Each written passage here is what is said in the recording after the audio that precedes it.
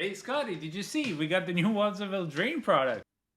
Yeah, I know, I'm really excited. So which one do you want to start with? Okay, let's go with that one. Hello, everybody. I hope you're having a fantastic day. Thank you, Scotty, for that wonderful intro. Today, we will be unboxing. So, we're fairly excited for these commander decks. This is Fae Dominion. It's a Dimir based on fairies. Summon flux of fairies and play tricks.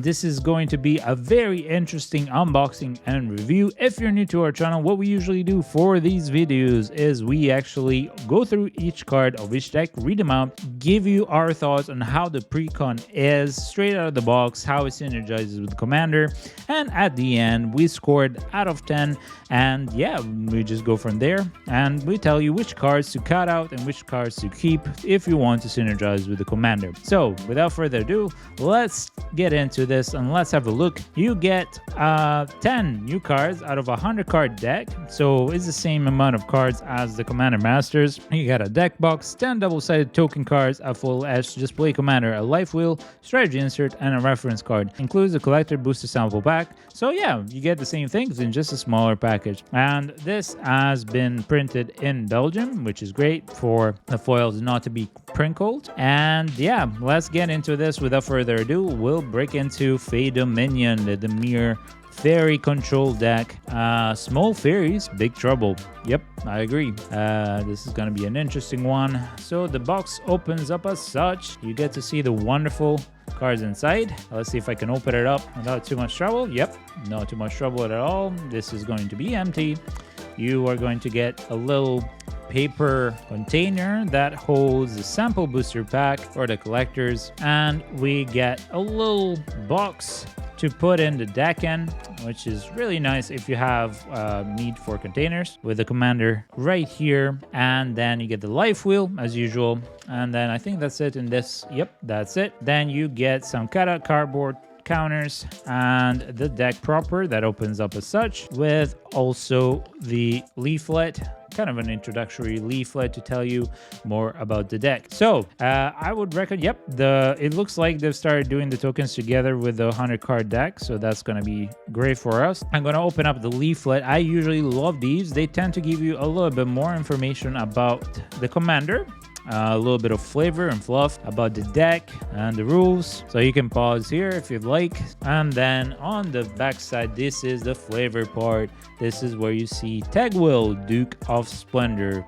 a little bit of flavor about him, and that's very, very nice. I love these. I love the smell. Oh my god, it brings me back to my childhood. Okie dokie. Then we get a collector booster sample pack, so this is gonna be interesting. You're going to get 2 legendary traditional foils, so we'll see what we get inside there. Usually the showcase version and the enchantment version, if I'm not mistaken, and probably you're also gonna get a token. This is the first time I open it, so let's see how we get on with this.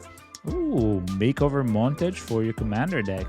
Okay, cool. Then we open up Likeness Looter. Okay, in the extended art, very, very nice. Also synergizes with the fairies, so very on theme. And then we get a Garruk's Uprising, which is an enchantment, and yeah, it's very, very nice. And this is foil. Okay, and we will continue. And this has a little bit of pringling, but it's not much, even though it was printed in Belgium. But hey, okay. Next up, let's open up the commander deck and let's have a look at it proper. We'll have a look at the commander proper now. This is Tegwyll, Duke of Splendor, who is a fairy noble 2/3 that costs 1 generic and a mirror, flying death touch, and other fairies you control get +1/+1, and whenever another fairy control dies, you draw a card, then you lose a life. So it's a draw engine. Going to be very interesting for us. It's a bit of a shame, actually, now that I realize that whenever a fairy you control dies, you draw a card, you lose a life. I wish it was whenever it deals combat damage to a player. but it does put it in the reanimate sort of aspect of the deck. And these colors, the mirror, are very control heavy, so fairies are also control-y. There's a lot of flash interaction, there's a lot of counters, so I think the way that I would build this deck as a precon is around those themes. A little bit of fairy tribal and a little bit of control and maybe a little bit of reanimate. So let's see what they got. Then we get the general of the deck. It's Alila. Cunning Conqueror is a 2/4 fairy warlock for 2 generic and Demir. Legendary creature. Flying. Whenever you cast your first spell during each of your opponent's turn, you create a 1/1 black fairy rogue creature token with flying. So this wants you to work on your opponents, as I said. And yeah, so control is going to be really good for this one. And you get to control their turn and also create more tokens. And whenever one or more fairies you control deal combat damage to a player, you go target creature that player control. And now this is a bit annoying. I hate when it says one or more. I wish it was for each and everyone, but I understand you can't go too overpowered. It's an okay general. It depends on how they build the deck, if it's going to be really strong or not. And then you get a little bit of a token to remind you about the rules. And let's see, here is the thick display commander. And then we start looking at the tokens. So you get a fairy rogue with flying and a pirate that cannot block. And then you get yet another fairy rogue and a pirate, fairy rogue and a pirate, fairy rogue and a fairy with flying, fairy rogue and a fairy, fairy rogue and fairy, fairy rogue with flying, and fairy, fairy rogue and fairy, fairy rogue and fairy, no, fairy rogue and copy, fairy rogue and copy. So now we will see the first 10 new cards of this commander set. We have Archmage of Echoes. This is a 4/4 fairy wizard, costs 5. It has flying and ward 2. And whenever you cast a fairy wizard permanent spell, you copy it. Absolutely amazing in a fairy tribal deck. It's a bit on the expensive side because fairies are going to be cheaper, but it has flying and ward 2, and you get to copy fairy spell whenever you cast it. So that's really wonderful. Of course, if it's legendary, well, you can't copy that because one of them has to die. Then we get Malleable Imposter. It's a 0/0 fairy shapeshifter, costs 4, flash flying. Whenever it enters the battlefield, it becomes a copy of a creature an opponent controls, except it's a fairy shapeshifter in addition to its other types, and it has flying. Very, very good. I like that card, and it's a fairy, so it synergizes with everything, and it gives it flying as well. So very, very good, and it's a clone. It costs exactly. Then we get the Misleading Signpost. This is an artifact, costs 3. It has flash. When it enters the battlefield during the declare attacker's step, you may reselect which player or permanent target attacking creature is attacking, and then it's a mana rock. Not that great of a card. I think it's great that you can reassign attackers, but there are better interactions for control in general, and yeah, it's okay. It's a fun little gimmicky thing, but I would not keep this in. Then we get Shadow Puppeteers. It's a 4/4 fairy wizard. It costs 7, so that's a lot. Has flying and has ward 2. When it enters the battlefield, you create 2 black fairy rogue creature tokens with flying, and whenever a creature you control with flying attacks, you may have it become a red dragon with a base power toughness of 4/4 in addition to its other colors and types until the end of turn. So this is very much for the fairy tribal aspect. So this is maybe one of those creatures that I would keep if I'm going more tribal than I'm going control, because you're going to ramp into it eventually, and then it makes all your tokens that you generated and all the fairies that are in play base power and toughness 4/4 and dragons. So that's really, really good. But otherwise, if you're going control and if you're going, reanimate control, like I've said, realistically, this is something that you want to cut unless you really, really, really want to keep it because of your animate part. So maybe it depends on how quick on the ground you want to be, but it's a decent card. Then we get Blightwing Bandit. It's a 2/2 fairy rogue that costs 4. I love the art. Marie Marie Magni, or Magni. I have no idea if I butchered that name, I apologize, but that is a very, very beautiful art. Has flying and death touch, and whenever you cast your first spell during each of your opponent's turn, look at the top card of that player's library and then exile it face down. You may play that card for as long as it remains exiled, and mana of any type can be spent to cast it. Amazing for the control side of the deck, absolutely a keep. But if you're just gonna be playing tribal, then I would remove this. Absolutely a great card. I love that one. Very good addition of new cards. I think so far we keep all of them except for that one. All right, of course, you know, Shadow Puppeteers as well. Faerie Blade Crafter is a 2/2 Faerie Rogue, costs 3, has flying. Whenever one or more fairies you control deal combat damage to a player, you put a +1/+1 counter on it. Again, it's the one or more that's really annoying. You can't really raise it up to be too big. So, it's okay. Yeah, it grows once each turn, so it's not bad. And whenever it dies, each opponent loses X life. When you get an X life, where X is his power. See, this I would rather have made it a mythic, and I would have made it for whenever one deals damage, and then whenever it dies, because it's going to be so hard to kill it unless you sacrifice it. Yeah, I think, I would have done the other way. With that said, I would keep it for the fairy tribal aspect, but if not, I wouldn't keep it because it's not going to grow as quickly as you need it to make it super good. Then we get Nettling Nuisance. It's a 3/1 fairy rogue that costs 3, has flying. Whenever one or more fairies you control deal combat damage to a player, again, one or more, that player creates a 4/2 red pirate creature token with a can block, and this token is good for the rest of the game. Now this, I understand why you say one or more. I actually do like this one. Yeah, even in the control aspect, it's very cheap on the board. Of course, it has flying, and yeah, you just create tokens that have to force your opponents to attack each other. Very good card. So yeah, I would probably keep this one. Okay, then we get Tegwyll Scouring. This is a sorcery. First sorcery we've seen, costs 6 with double pip black. You may cast Tegwyll Scouring as though it had flash by tapping 3 untapped creatures you control with flying in addition to paying its other costs, which means that basically any of the fairies, including tokens, and destroy all creatures, then create 3 1/1 black fairy creature rogue tokens with flying. Not great as a removal. There are much better removals around the same cost. One more, you get the, I think it was like Patriarch something, or I don't remember. It was recently reprinted, the name. Let me know in the comments down below what it is. It's the one that basically you choose a creature type, and then all other creatures type are destroyed, and the creature type just stays in play. I would have rather put that instead of this. Oh, so yeah, this is a remove. But this Brazen Borrower is a great card. So Brazen Borrower is a fairy rogue adventure, 3/1 that costs 3, so 1 and 2 blue pip. It has flash. It has flying whenever, and it cannot block creatures without flying. So only creatures with flying can be blocked, and it has on the adventure side an instant petty theft that returns target no land permanent and opponent controls to its owner's hand. Very good fairy. I like it. You can flash it in. You can block a huge creature. Otherwise, it's just a little bit more control that you can do, and it's a 3/1 that can deal quite a bit of damage, and it's a fairy, so I love this card, and I do really want to keep it in the deck. Then we get Dig Through Time, which has Delve, and it costs 6 generic and 2 blue. And if Delve means that for each card you exile from the graveyard while casting the spell, it pays exactly for 1 generic. So if you exile 6, then you can play for 2. And then look at the top 7 cards of the library. Put 2 of them into your hand, the rest of the bottom of your library, any order. Not something that I would keep for this deck, because even though you might play it for the reanimate part, I would not mill myself this kind of deck. I would more be reanimate for the bigger creatures. So reanimate is going to be a small part of this deck, and I would reckon that there's not a lot of reanimate in here.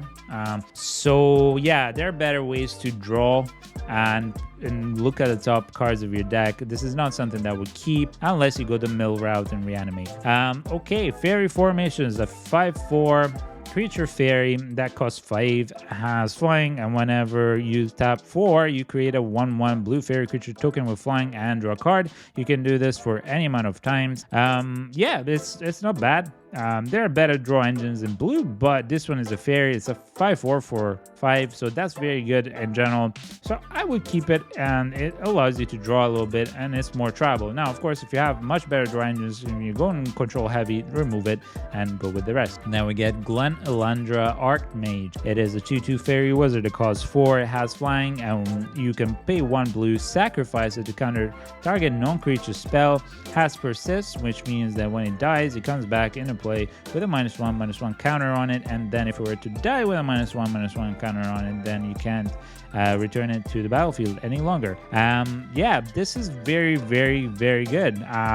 Yes, it is a bit expensive, but again, you're putting a fairy body on the floor, and you can counter a target non-creature spell. At this stage where you're playing 4, 5, 6 costers, there are wipes, there are many things that could be really annoying, and this just counters straight up non-creature spells, so that's a very good one. Now, of course, if you have better fairies, maybe remove it, but I think this is a keep. Now, Hullbreaker Horror, 7/8 Kraken Horror that costs 5 generic and 2 blue, has flash, so now I understand why they put this spell in here, because of the flash synergy. Cannot be countered. When it casts a spell, you choose up to 1, return target spell you don't control to its owner's hand, or return target non-land permanent to its owner's hand.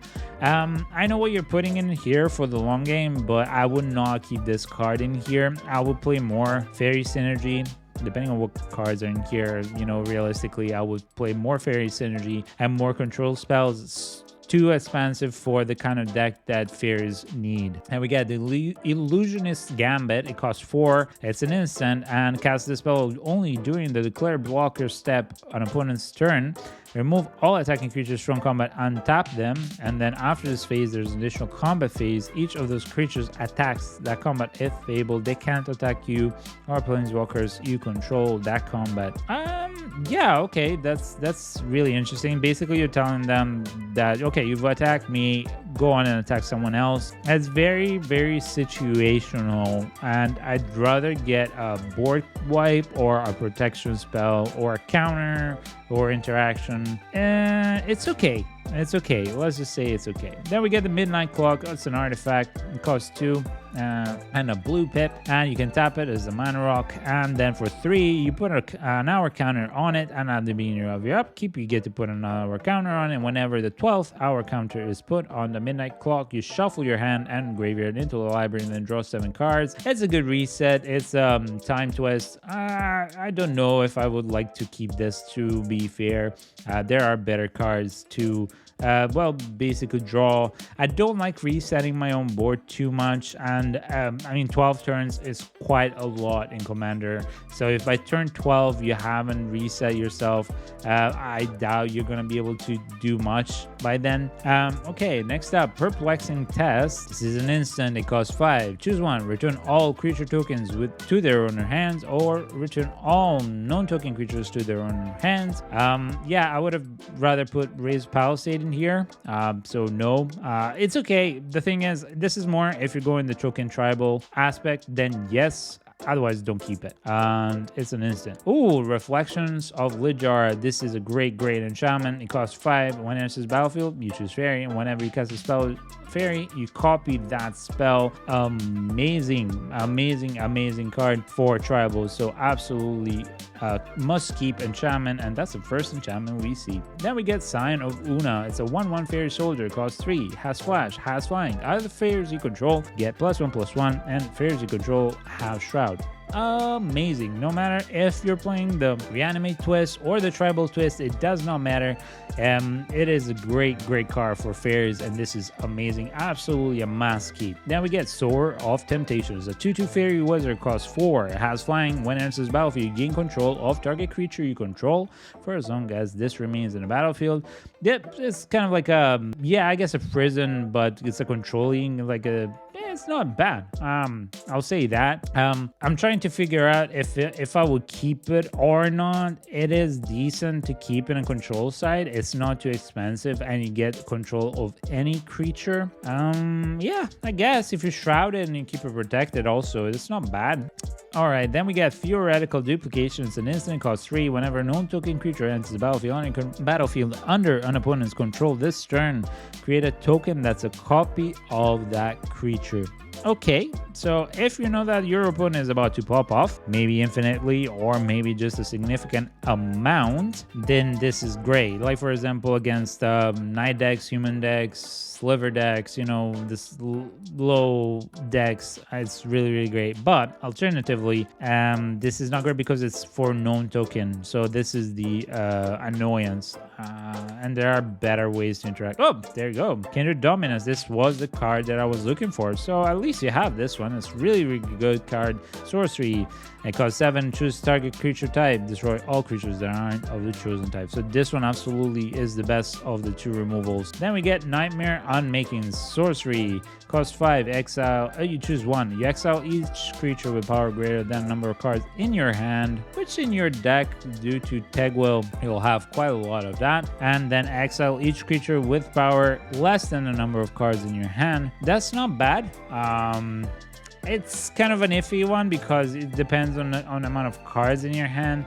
I'd rather go for better creature removals and board wipes. It is exile, so at least you got that one going. But yeah, Puppeteer Click is a 3/2 fairy wizard. It costs 5. It has flying, and when it enters the battlefield, put target creature card from an opponent's graveyard onto the battlefield under your control. Gains haste. At the beginning of your next turn step, you exile it, and it persists. So you can do this twice. Now, here's the thing. Whenever fairy control dies, you draw a card. Right, so far I've not seen any synergy with that.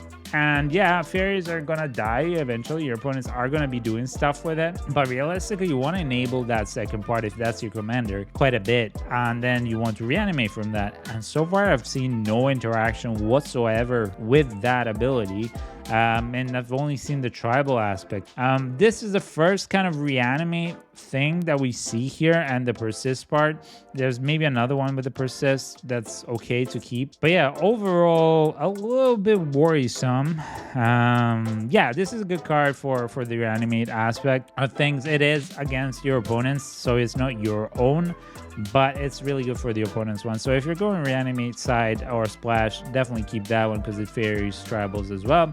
Ooh, Rankle, Master of Pranks is a 3/3 fairy rogue, costs 4, has flying, has haste, and it deals combat damage to a player. You choose any number. Each player discards a card, or they each lose 1 life and draw a card, and then each player sacrifices a creature. It's a very good fairy. It has flying and haste, and it does so many things.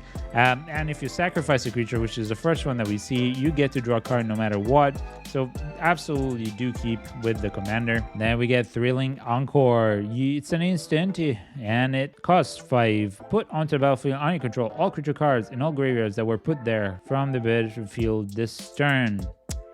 It's good. It's a good reanimate for sure. The thing is, unless somebody board wipes you or you kill your own fairies all at once, including your commander, you're not going to be able to use this significantly well. So it's a bit annoying. Ooh, Glenelander Liege is a 2/3 fairy knight. Costs 4, and it has flying, and other blue creatures you control get +1/+1, and also black creatures you control get +1/+1, effectively making double creatures, well, +2/+2. Very good anthem. And you have quite a bit usually of double colored fairies. You don't have a lot here so far. I don't see a lot of multicolored ones except for the commander in general, but it's still +1/+1, everything. It's a good anthem, and it's synergized with the fairy aspect, so that's really nice to keep. Nimrus, Una's Trickster, is a 1/6 fairy knight that costs 5. It has flash and flying, and whenever you cast your first spell during each opponent's turn, so again the control aspect, you look at the top 2 cards of the library, you put one of those cards from your hand and the other one into your graveyard. Again, this is very good if you were to be able to build the deck control, reanimate, and play into your opponent's turn. Otherwise, yeah, I don't see a lot of that synergy happening in the deck at the moment, though. This is the problem. Yeah, you have a couple of flying spells here and there. Flash spells here and there, but where's the rest of the spells? Like, so far I have only 1 instance that's super expensive. Actually, no, never mind. It's what's so far I only have 5 instances, and they're mostly really expensive. There's not a lot of board interaction with them, which is what you'd expect out of control. And yeah, you have a lot of flash so far. Let's see how many flash spells do we have so far, because these do not have flash. 1, 2. Let's do that. It's easier. 3, 4, spell, right? So with that being said, and the fact that these are fairly expensive except for the theoretical duplication, which again you only want to use whenever your opponents play something really great on that turn. Yeah, it's seemingly a little iffy. So this one is great for that kind of stuff, but again, it's a bit of an issue. Una, the Queen of the Fae, is properly here in the deck. It's a 5/5 fairy wizard. It costs 6. It has flying, and then for X, and then either black or blue, you choose a color. Target opponent exiles the top X cards of the library. For each card of the chosen color exiled this way, you create a 1/1 blue fairy creature rogue token with flying. Really nice. I really like it. It's not hard to cast in the end. You have either of the colors, so yeah, it's a wonderful little card. I like it. Definitely play it. It's more on the fairy tribal aspect though. If you're going on the control, you need to make sure that there's not too many expensive cards. If you keep this one, you can still play it, but don't go too heavy on the control side. But reanimate control, yeah, you can definitely play it. So anyway, Choked Estuary as a land, and when it enters battlefield, it may reveal an island or swamp. It's one of those reveal ones, otherwise it comes into play tap. As we know, the lands are not great in the precons, but these ones are much cheaper than the freaking ones that the Commander Masters get, so at least here is justified. Then we get Darkwater Catacombs. Decent. Exotic Orchard, of course. Secluded Glen. Okay, so when it enters the battlefield, reveal a fairy card from your hand. If you don't, it enters the battlefield tap. So this one really synergizes, and also the art is gorgeous. And then we get the Sunken Hollow, of course. The Temple of Deceit. Okay, expecting these kind of lands, I guess. Then we get the Mocking Sprite. It's a 2/1 fairy rogue. It costs 3 as from the Wilds of Eldraine expansion, sorry. Has flying, and instant sorcery spell you cast costs 1 generic life to cast. Amazing for the control aspect of this deck. Then we get Picklock Pranksters, a 1/3 flying vigilance. It costs 2, and it's also an adventure that costs 2. Mill 4 cards, then put an instant sorcery or fairy card from amongst those into your hand. That's really good actually for your deck. Very, very nice, because if you're going also the reanimate side, then you get to put maybe like some of the better fairies in there. You have to reanimate, you get that one back, and in the meantime you either get an instant sorcery or fairy back into your hand directly to play. So it's like a 2 or 3 for 1 depending on how you build the deck. So that's definitely good. Ooh, Spell Starter, very, very good. So it's a counter spell.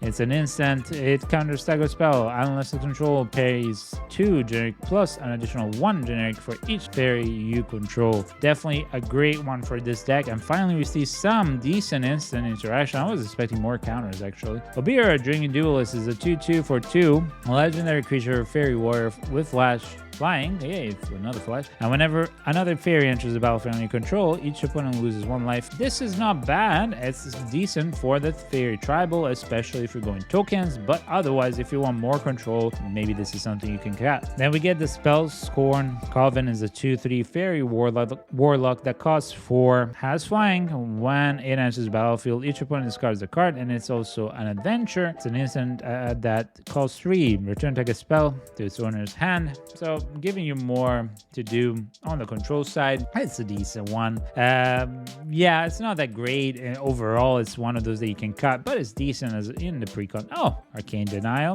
very good counter spell, and it counters for 2, and its control may draw up to 2 cards at the beginning of your next upkeep, but you draw also 1 card. So that's a very good counter spell.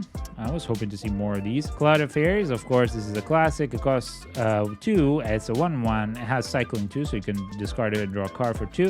And then when it enters the battlefield, you end up to 2 lands. They're effectively making it free if you have at least 2 lands. So that's very nice. Also put by accident. Then we get Consider, Surveil 1 and draw a card, all for 1. That's very good. Now we're getting to the point. So far, like it's been like only 3 really good controlling instants though. And we get Distant Melody, which is a draw engine for a fairy type. You draw a card for each permanent fairy that you control, and it costs 4. So this is decent. I would definitely keep it. It's a sorcery. Factor Fiction, of course. It's a classic. Yeah, I think it will be a good one, because one of the piles go into your graveyard, and then you can reanimate the stuff or take it back. Yeah, definitely something that might be worth keeping. But if you have much better instants and sorceries, then yeah, might be something you might want to think about cutting. Then we get the Faerie Seer, which is a 1/1 for 1. Flying whenever it enters this battlefield is quite 2. There are better fairies than this one, but it's okay. It's still a fairy. Frantic Search, great little one. Draw 2 cards, then discard 2 cards. On top, 3 lands, and yeah, costs 3, so basically it's free. This is a decent one, and it allows you to do more on your opponent's turn. These kind of cards definitely a keep, and it synergizes with the ones that say, hey, whenever you play the first spell on each opponent's turn, therefore you can play it in one. You play this one on the first opponent's turn, and then on the second opponent's, you play another one because you just untap the 3. Then we get Hypnotic Sprite. Oh, they make a return. It's a 2/1 with flying that costs 2 blue, and it has an adventure as well. Mesmeric Glare is an instant for 3. Kind of target spell with mana value 3 or less. It's a Q1. There are better counters, and yeah, the double blue is kind of a bit of an annoying at the first few turns, so definitely something that you might want to look into cutting, but we don't have that many fairies and the main counter spells, then keep it. And we get Keep Watch. It's an instant, it costs 3. Draw a card for each attacking creature. Now this is not bad. I like this. You can play it defensively or offensively. Definitely a good instant. Nivell Sprite. It's a 1/2 fairy rogue, costs 2, has flying, and whenever it attacks you, surveil 1. I like this. I like it a lot. You can surveil 1 and you put it into graveyard. Again, good interaction with the graveyard part of Reanimate. And then we get Opt, of course, classic, scry 1, draw card for 1. Very, very good. So it allows you to do more.